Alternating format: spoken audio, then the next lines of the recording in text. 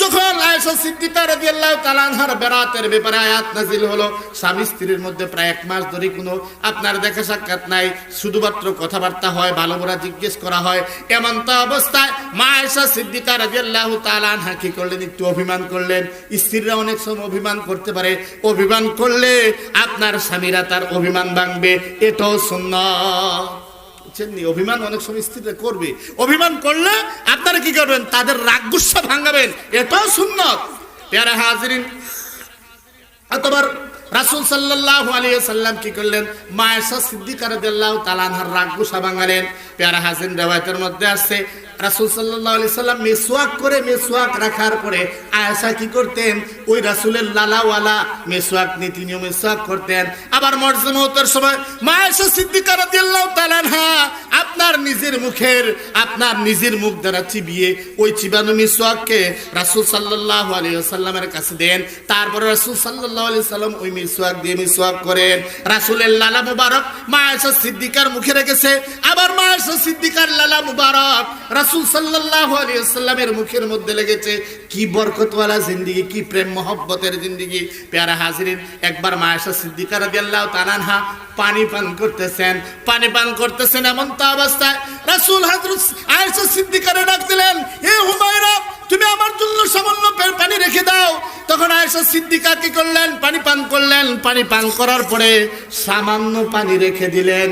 তারপরে রাসূল সাল্লাল্লাহু আলাইহি ওয়াসাল্লাম হযরত আয়েশা সিদ্দিকা যেই জায়গার মধ্যে ঠোঁট লাগিয়ে পানি পান করেছিলেন, রাসূল সাল্লাল্লাহু আলাইহি ওয়াসাল্লাম ওই জায়গার মধ্যে ঠোঁট লাগিয়ে পানি পান করেন। সুবহানাল্লাহ, কি মহব্বত ছিল, কি ভালোবাসা ছিল রাসূলের প্রতি।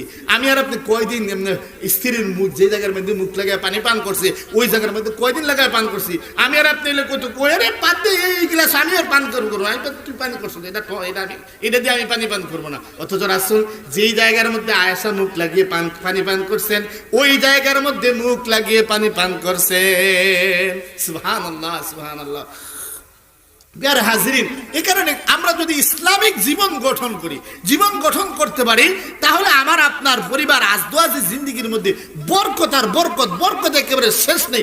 এত বরকত আল্লাহ তাআলা রাখছেন। হাদিস শরীফের মধ্যে আছে, স্ত্রী স্বামীর দিকে তাকাইয়া হাসলে সওয়াব, স্বামী স্ত্রীর দিকে তাকাইয়া হাসলে সওয়াব। এমনি ভাবে স্ত্রীর দিকে হাসি মুখে কথাবার্তা বললে আপনার রাসূল সাল্লাল্লাহু আলাইহি ওয়াসাল্লাম বলেন এই কথাটাও সাদাকা। সুবহানাল্লাহ, ওই কথাটাও সাদাকার সওয়াব। প্রিয় হাজিরিন, এমন ভাবে আবু দাউদ শরীফের মধ্যে আসছে, কোন স্বামী যদি তার স্ত্রীর মুখের মধ্যে আপনার লোকমা তুলে দেয়, খাবার তুলে দেয়, ওই খাবারের মধ্যে যতটা দানা থাকবে ওই দানা পরিমাণ সওয়াব আল্লাহ রাব্বুল আলামিন তার আমলনামার মধ্যে দান করবেন। সুবহানাল্লাহ। এখন কয়দিন চিন্তা করে দেখেন, আপনার বিবির একটু মুখে তুলে খাওয়াইছেন, এটা খারাপ কিছু? প্রেমিকারে ওই জন্য খাওয়াইতে পারে, প্রেমিকারে আপনার কতটা যে খাওয়ায় বাবারে। প্রেমিকা এক বোতলের ভিতরে আপনার জুস থইল, আপনার একটা নিজে লয় আপনার ফাইভ, আর একটা স্ত্রীর প্রেমিকার মুখের মধ্যে লাগায় টেনে দুইটা খায়। ওখানে মহাব্বত, আর এখানে স্বামী স্ত্রী যেই জায়গার মহাব্বতের মধ্যে সওয়াব আছে, যেই জায়গার মহাব্বতের মধ্যে আল্লাহ তাআলা অনবরত রহমত দান করেন, ওই জায়গার মধ্যে মহাব্বত নাই। আমরা বে জায়গার মধ্যে মহাব্বত করি, আসল জায়গার মধ্যে মহাব্বত নাই। প্রিয় হাজিরিন, আল্লাহ রাব্বুল আলামিন যে কথাগুলো বলেন, আমারও সময় স্বল্প, আমি আর এখানে আমার বয়ানে যেতে হবে। এই কারণে আমি আমার বয়ান, হযরত উপস্থিত আছেন আপনার আসামপাড়া হাওরের হুজুর, তো হুজুর বয়ান করবেন। আমি যে কথাগুলো বললাম এই কথাগুলোর উপর আমাকেও আমল করার এবং আপনাকেও আমল করার মতো তৌফিক দান করুক। সকলে বলি আমিন। ওয়া আখিরু দাওয়ানা আলহামদুলিল্লাহ।